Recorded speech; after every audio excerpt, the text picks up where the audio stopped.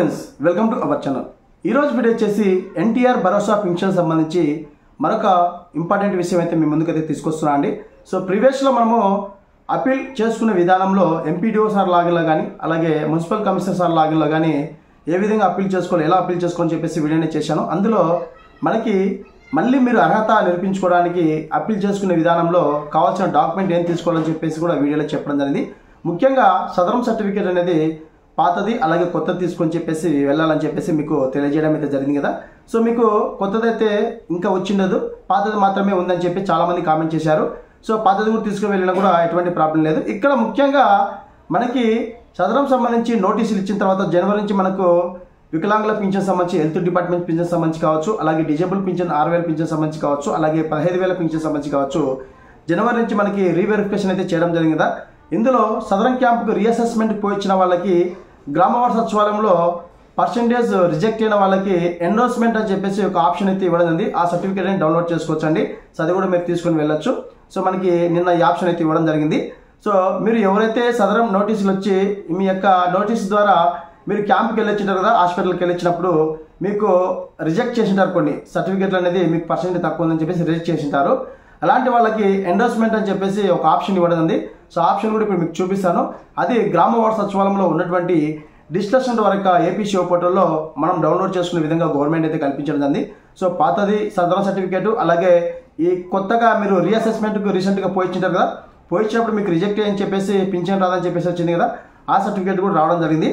So ఆ certificate plus పాత certificate రెండు తీసుకొని వెళ్ళి సంబంధిత అధికారులు, మున్సిపల్ అయితే కమిషనర్ సార్ గారు, అలాగే మండలంలో అయితే ఎంపీడీఓ సార్ని కన్సల్ట్ అయ్యి మీరు అప్పీల్ అని చేసుకోవాల్సి ఉంటుంది. సో ఆ ప్రాసెస్ కూడా మీకు చూపిస్తాను ఇప్పుడు.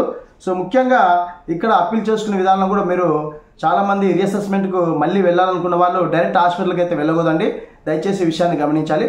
ముందుగా ఎవరైతే ప్రస్తుతం పొందుతున్నటువంటి వికలాంగుల పింఛన్లు అర్హత ఉండి కూడా అనర్హత లిస్టు నోటీసులు వచ్చిన వాళ్ళు ఎవరైతే ఉన్నారో, చాలామంది అయితే ఉన్నారో, అర్హత ఉండి కూడా నోటీసులు అయితే రావడం ఉంది. అలాంటి వాళ్ళు పింఛన్దారులు ప్రస్తుతానికి హాస్పిటల్కి వెళ్లకుండా సంబంధిత ఎంపీడీఓ సార్ కానీ అలాగే మున్సిపల్ కమిషనర్ దగ్గరికి వెళ్ళి మీరు మీ యొక్క అప్పీల్ అని చేసుకోవాల్సి ఉంటుంది. సో మీరు వాళ్ళు అప్పీల్ చేసిన వెంటనే ఎంపీడీఓ సార్ సంబంధించి కావచ్చు, అలాగే మున్సిపల్ కమిషనర్ సార్ సంబంధించి కావచ్చు, వాళ్ళు ఆ డేటా అనేది వెబ్సైట్లో అప్లోడ్ చేస్తారు. సో అప్లోడ్ చేసినప్పుడు ఆ డేటా మొత్తము పీడీడీఆర్డీఏ వాళ్ళకి వెళుతుంది. సో మనకి పీడీడీఆర్డీఏ వారు GH and DCH medical superintendent వారితో కోఆర్డినేట్ అయ్యి ఆ తర్వాత అప్పీల్ చేసుకున్న వారికి మరలా షెడ్యూల్ అయితే వాళ్ళు ఇవ్వడం జరుగుతుంది. అంటే హాస్పిటల్లో ఈ డేటా అనేది సంబంధిత ఎంపీడీఓ సార్ కానీ అలాగే మున్సిపల్ కమిషనర్ కోఆర్డినేట్ అవుతారండి. వాళ్ళతో కోఆర్డినేట్ అయిన తర్వాతనే మీకు ఎవరైతే అప్పీల్ చేసుకున్నటువంటి పింఛన్దారులు ఉన్నారో వాళ్ళకి మళ్ళీ రీఅసెస్మెంట్స్ కొరకు ఏ ఆసుపత్రికి వెళ్ళాలి, తేదీ, సమయం అనేది ఇవ్వడం జరుగుతుంది. సో ఆ డేటా అనేది గ్రామ వార్డు సచివాలయానికి పంపించడం అయితే జరుగుతుంది. మరొక నోటీస్ అయితే వస్తుందండి. ఆ నోటీస్ ద్వారా మీకు గ్రామ వార్డు సచివాలయంలో ఉన్నటువంటి సిబ్బంది మీకు తెలియజేసి ఆ నోటీస్ ఇస్తారు. ఆ నోటీసులో మీకు ఆటోమేటిక్గా పలానా హాస్పిటల్కి వెళ్ళాలి, పలానా డేట్లో వెళ్ళాలని చెప్పేసి రావడం జరుగుతుంది. అప్పుడు మీరు రీఅసెస్మెంట్ కానీ మళ్ళీ వెళ్ళాల్సి ఉంటుంది. సో ఇప్పుడు మనకి ఎవరైతే రీసెంట్గా జనవరి నుంచి వెరిఫికేషన్ చేసి అలాగే మేము పోయించాం మాకు రిజెక్ట్ అయిందని చెప్పేసిన వాళ్ళకు 2 సర్టిఫికేట్లు లేవు అని అంటున్నారు కదా, అలాంటి వాళ్ళకు సర్టిఫికేట్ కూడా ఇవ్వడం జరిగింది. అది కూడా ఇప్పుడు మీకు చూపిస్తాను.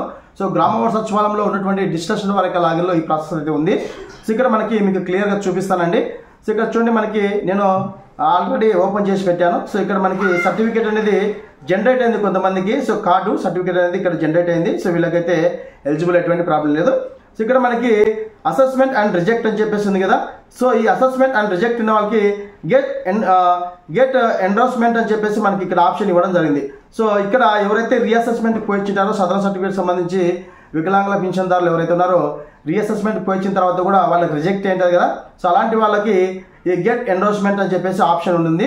ఇది సర్టిఫికేట్ మీకు, ఇది కూడా సదరం సర్టిఫికేట్. దీంట్లో ఎంత పర్సెంటేజ్ అనేది మీకు తెలియజేయడం అయితే జరుగుతుంది. సో ఇక్కడ మనం క్లిక్ చేసిన వెంటనే ఇక్కడ మీరు డౌన్లోడ్ చేసుకోవాలా అని చెప్పేసి అయితే రావడం జరుగుతుంది. సో మీరు డౌన్లోడ్ చేసుకోవచ్చు అనమాట.